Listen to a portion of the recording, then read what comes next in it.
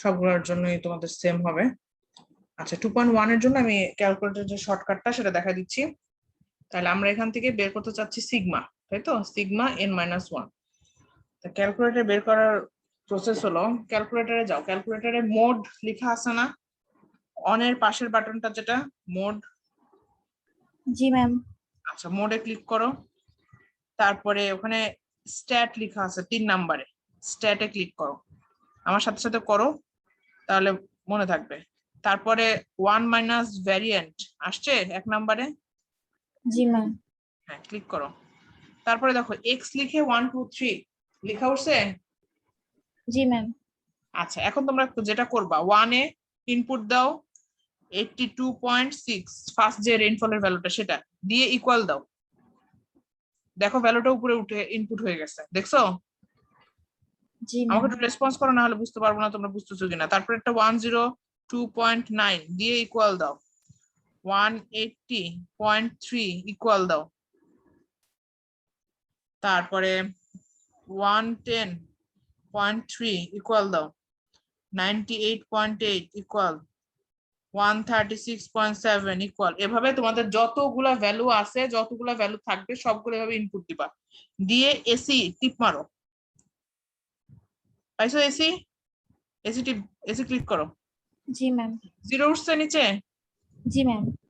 আচ্ছা এখন যেটা করবা, শিফট 1, শিফট 1 পাইছো? জি ম্যাম। এখানে 4 এ দেখো ভ্যারিয়েন্ট লেখা আছে, ওটা জি। ক্লিক করো। আচ্ছা এখন দেখো, একে আছে n এর ভ্যালু, 2 এ আছে x বারের ভ্যালু, 3 এ আছে সিগমা x, 4 এ আছে ডেল x। তোমাদের কোনটা লাগবে? Hello ma'am. Hello sigma x. শুনতে পাচ্ছি। ম্যাম, আমার ক্যালকুলেটর হচ্ছে ম্যাম 911 EX ম্যাম, এটাতে হচ্ছে না ম্যাম। ex? EX মানে সবচেয়ে অ্যাডভান্সড আর কি। আমি তো 911 es দিয়ে করতেছি, es প্লাস দিয়ে করতেছি। ম্যাম আমারটা এর পরেরটাই, মানে ওটাতে শিফট 1 দিয়ে কিছু আসে না ম্যাম। আচ্ছা এইটার ফাংশনটা তো আমার কাছে এখন ওইটা অ্যাভেলেবল নাই, ওটা তাহলে আমি দেখতে হবে।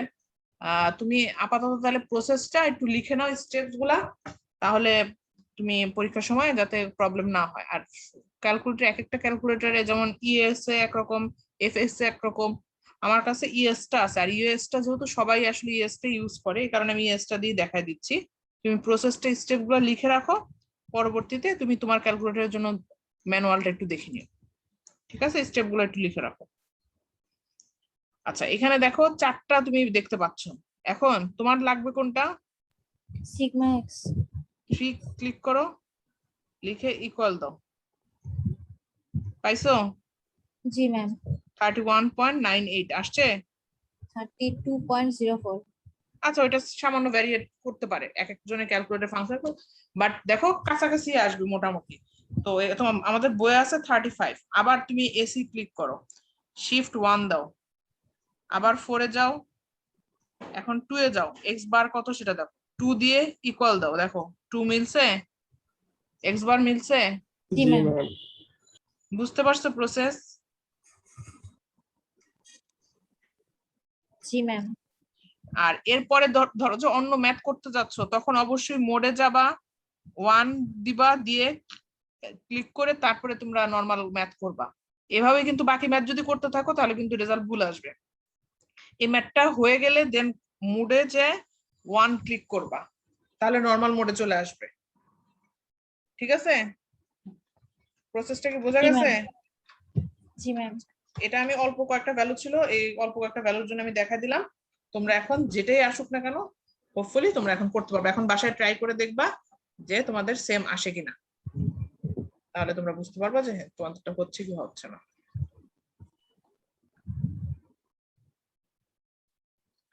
আচ্ছা 7.4 পর্যন্ত আমাদের ম্যাথ হয়ে গেছিল।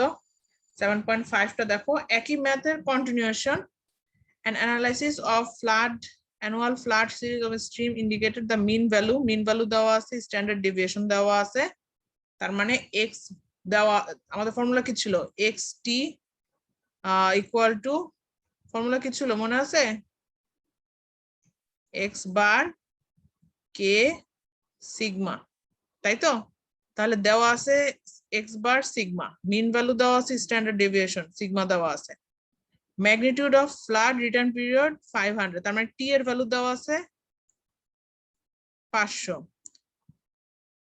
দেখো কালকে যে চেঞ্জটা বলছিলাম যে assume the annual flood series follow Gumbel distribution, sample size is very large, তাহলে কি এন এর ভ্যালু আছে? এন এর ভ্যালু কত এখানে?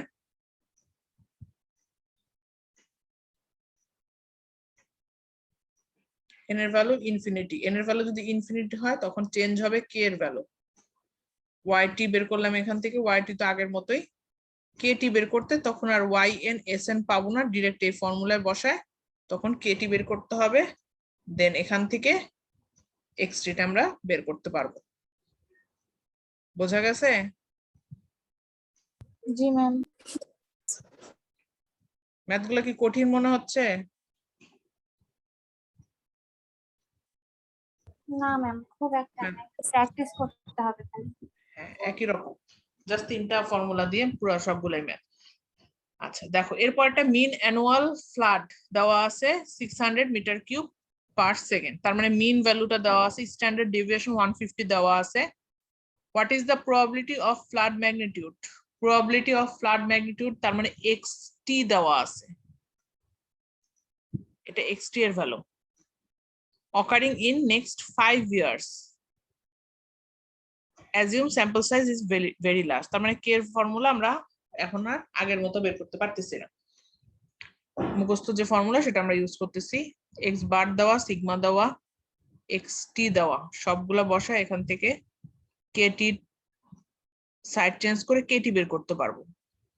কেটি বের করার পর KT equal to YT minus 0.577 divide by 1.2825, এখান থেকে কেটি এর ভ্যালু জানি, তাহলে এখান থেকে সাইড চেঞ্জ করে ওয়াইটি বের করতে পারবো। ওয়াইটি বের করতে পারলে ওয়াইটি এর ইকুয়েশনে আবার জানি টি, আমাদের বের করতে বলছে যে এই কত বছরের জন্য সেটা, তাহলে এখান থেকে টাইমটা বের করতে পারবো, মানে কত বছরের প্রবাবিলিটিটা কি আর আসলে আমরা কি জানি, টি ইকুয়াল টু 1/p, তাই না? কাজেই এখান থেকে আমরা টি বের করতে পারতেছি, সাইড চেঞ্জ করে এখান থেকে টি বের করতে পারবা, টি এর ভ্যালুটা। আচ্ছা এখানে একটা কথা আছে, টি এর ভ্যালু সব সময়, এই কথাটা মাথায় ঢুকায় নাও, নরমাল মানে তোমরা আপার রাউন্ডিং করবা, রাউন্ড ফিগার রাখবা, 54.2 যদি আসে 55 ইয়ার লিখবা, 54.5 আসলেও 55 ইয়ার, তোমরা হোল আপার রাউন্ডিং করবা, ঠিক আছে? এটা মন থাকবে। জি ম্যাম। এবং অবশ্যই তোমার অ্যাকচুয়াল ভ্যালুটা কত আসছে এবং কত থেকে কত রাউন্ড করতেছো এই জিনিসটা অবশ্যই উল্লেখ করবা, এটা জানি ভুল না হয়, কারণ আমরা ইউজুয়ালি পরীক্ষার খাতা কিন্তু এক্সেলে চেক করি, এক্সেলে দেখা যায় তোমরা যদি রাউন্ডিংটা ঠিক মতো না করো তোমাদের দেখা যায় ভুল হয়, তো অবশ্যই হোল রাউন্ডিং করবা, একটা ফুল ডিজিটে রাউন্ডিং করবা, কোন ফ্র্যাকশন রাখবা না, সেখান থেকে আমরা প্রবাবিলিটি পি বের করতে পারতেছি 1/55 করলে আসতেছে প্রবাবিলিটি 0.0182, আর এখান থেকে আমরা আলটিমেটলি ফ্ল্যাট ম্যাগনিটিউড যে 5 বছরে হওয়ার যে প্রবণতা সেটা 1 - 1 - p⁵, সেটা আমরা এখান থেকে পাচ্ছি 11.4। বোঝা গেছে ম্যাটটা? জি মিস। আচ্ছা 7.7টা একটু বড়, একটু লেন্দি আর কি। দেখো এখানে দুইটা টাইমের জন্য দুইটা পিক ফ্লাড দেওয়া আছে, এস্টিমেট করতে বলছে 500 বছরের জন্য, তাহলে প্রথমে x50 x100 এই দুইটা বের করতে হবে, তাহলে আমাদের ইকুয়েশন কি দাঁড়াচ্ছে, আমাদের xt, এটা কিন্তু xt এর ভ্যালু দেওয়া আছে, xt মানে x50 x100, তাহলে x100 এর জন্য ইকুয়েশন দাঁড়াচ্ছে এটা, x50 এর জন্য ইকুয়েশন দাঁড়াচ্ছে এটা, ঠিক আছে? এখন এই দুইটাকে যদি আমরা মাইনাস করি, x100 equal to x bar plus k100 equal to আসছে 46300,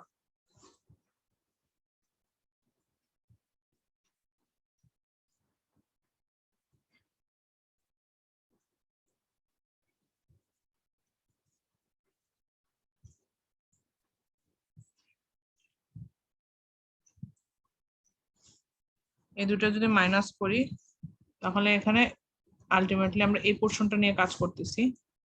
তাহলে এখান থেকে x বার বাদ চলে যাচ্ছে, থাকতেছে k100 minus k50 into sigma n-1। এই দুটো ডিফারেন্স করলে কত আসে?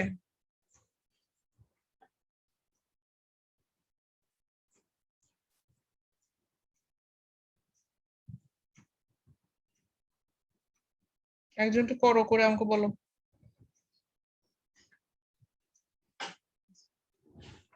ম্যাম 5491। আচ্ছা, এটা একটা ইকুয়েশন থাকলো।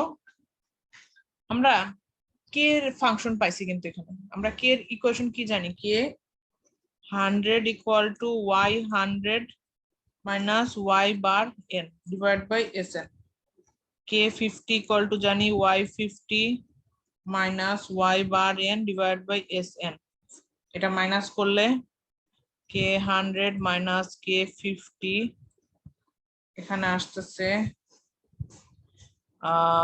y100 minus y50 equation solve, আর কিছুই না। sn yn কাটাকাটি চলে যাচ্ছে। তাহলে এখানে এখন আমরা বসাবো। দেখো আমরা y এর ভ্যালুটা তো বের করে আসতে পারবো, y100 y50 কিভাবে বের করতে পারবো? y100 এই যে লন দিয়ে, কারণ t এর ভ্যালু তো দেওয়াই আছে 50 100, এখান থেকে y100 y50 বের করতে পারবো। আচ্ছা, এরপর আমরা এখান থেকে এই ইকুয়েশনটা আর এই ইকুয়েশনটা, এখান থেকে ইকুয়েশন 2 পাইলাম। 1 আর 2 এই দুটাকে যদি সামারাইজ করি, এই দুটার মান নিয়ে ধরো যে এখান থেকে k50 এর মানটা পাবো, এটা k50 এর মানটা যদি এখানে বসাই তাহলে সিগমার মান বের করতে পারবো। বুঝতে পারতেছো? 2 নাম্বার ইকুয়েশন আসছে কি k100 minus k50 equal two, ধরো যে k100 মাইনাস k50 মান বসাইছে, আর কিছুই না। 100 এটা কত আসছে 4.6 মাইনাস 3.9 ডিভাইড বাই sn। এইখান থেকে একটা ভ্যালু পাবা, এই ভ্যালুটা এখানে বসাইলে এখান থেকে সিগমা n-1 বের হবে। এটুকু পর্যন্ত বুঝতে পারছো?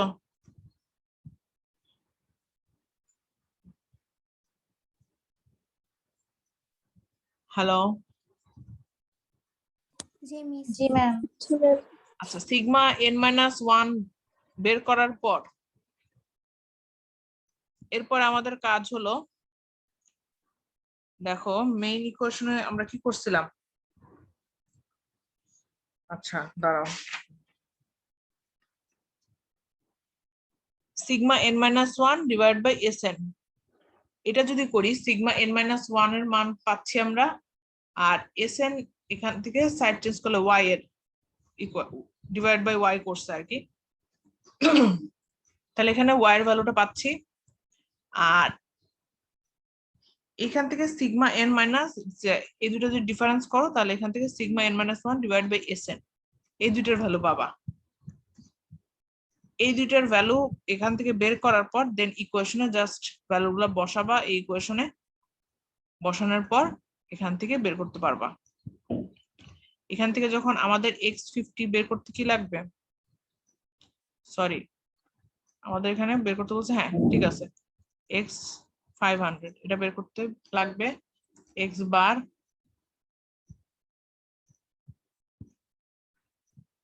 Plus k500 sigma n-1। সিগমার মানটা বের হয়ে যাবে এখান থেকে। কে এর মানটা বের করতে sn এর মানটা তো আমরা জানবো, sn টা যখন আমরা বের করতে পারবো তখন সেই sn এর ভ্যালুটা এই কে যে ইকুয়েশন এখানে খুব শর্টকাটে করা আছে, কে এর যে ইকুয়েশন সেই ইকুয়েশনে যদি বসাইলে সেখান থেকে আমরা বের করতে পারবো k500।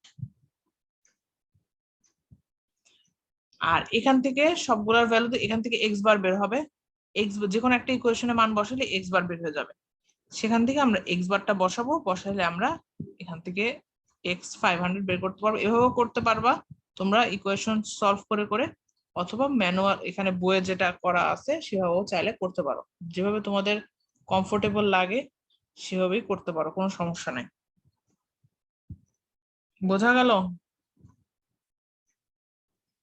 বইয়ে যেটা করছে যে এই যে প্রসেসটা করলাম 100 আর 50-র জন্য, তাহলে ভ্যালুগুলো এখানে নোন হয়ে গেল।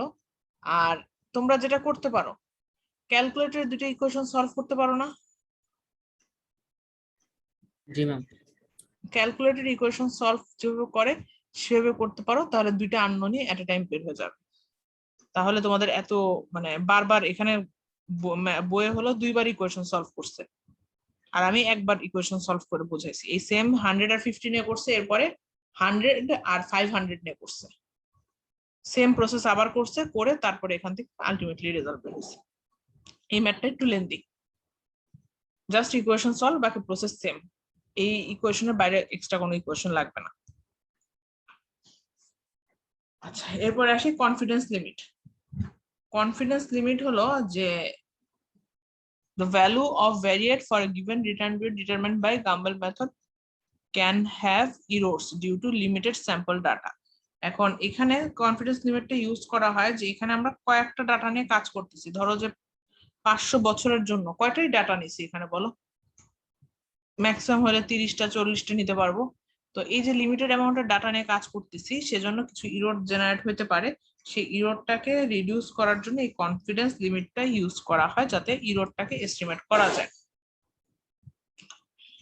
কনফিডেন্স লিমিটের যে এক্স টির ভ্যালু, সেটা হলো x half equal to x t plus minus f c s e. F c হলো function of confidence probability C,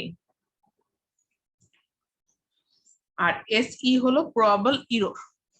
s ই এর ফর্মুলা এখানে দেওয়া আছে, বি কি, বি এর ফর্মুলা, বি একটা কোফিশিয়েন্ট, বি এর ফর্মুলা দেওয়া আছে, কে এর ইকুয়েশন তো আমরা জানি, sigma N minus one N. তো এখানে এই সি কত পার্সেন্ট সেটার জন্য তোমাদের এফ সি এর কিছু ভ্যালু দেওয়া আছে। তোমাদের এই ভ্যালু দেখে তোমাদের ডাটা এখান থেকে নিতে হবে, অথবা ইন্টারপোলেশন করে নিতে হবে। ম্যাথ করি, ম্যাথ করলে বোঝা যাবে। এই চ্যাপ্টারের ম্যাথ বেশি আর। আচ্ছা, 7.8 দেখো 92 ইয়ার্স এর জন্য ডাটা দেওয়া আছে, স্ট্যান্ডার্ড ডেভিয়েশন মিন দুইটাই দেওয়া আছে।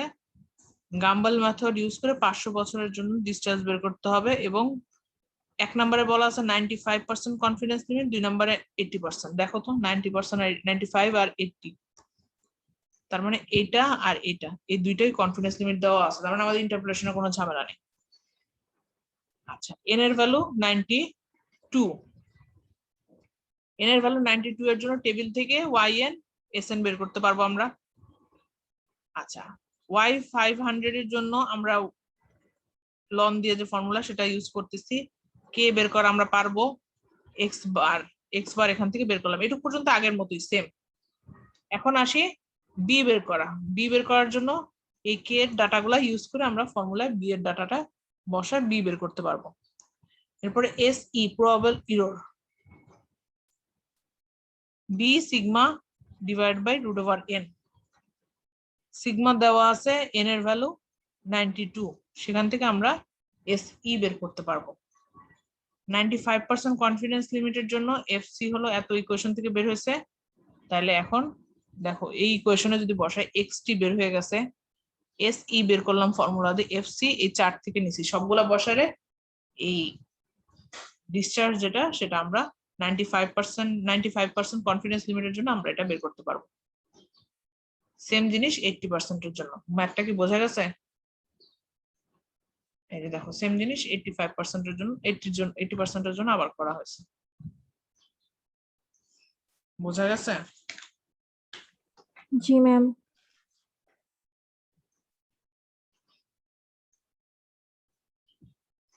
আচ্ছা, লগ পিয়ারসন টাইপ 3 এগুলো তোমাদের লাগবে না।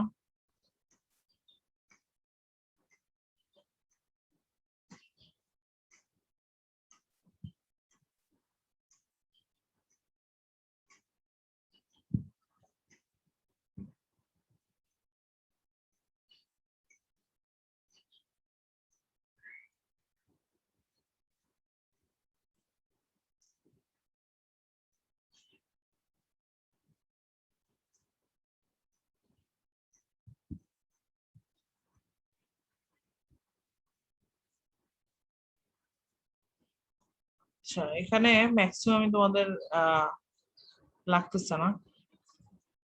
আচ্ছা, ডিজাইন স্টোন যেটা, এটা একটু আমরা দেখি। ফ্লাড ডিজাইন করার জন্য আমাদের ইউনিট হাইড্রোগ্রাফ, যেটা তোমরা ইউনিট হাইড্রোগ্রাফ চ্যাপ্টারটা কি শুরু করছো?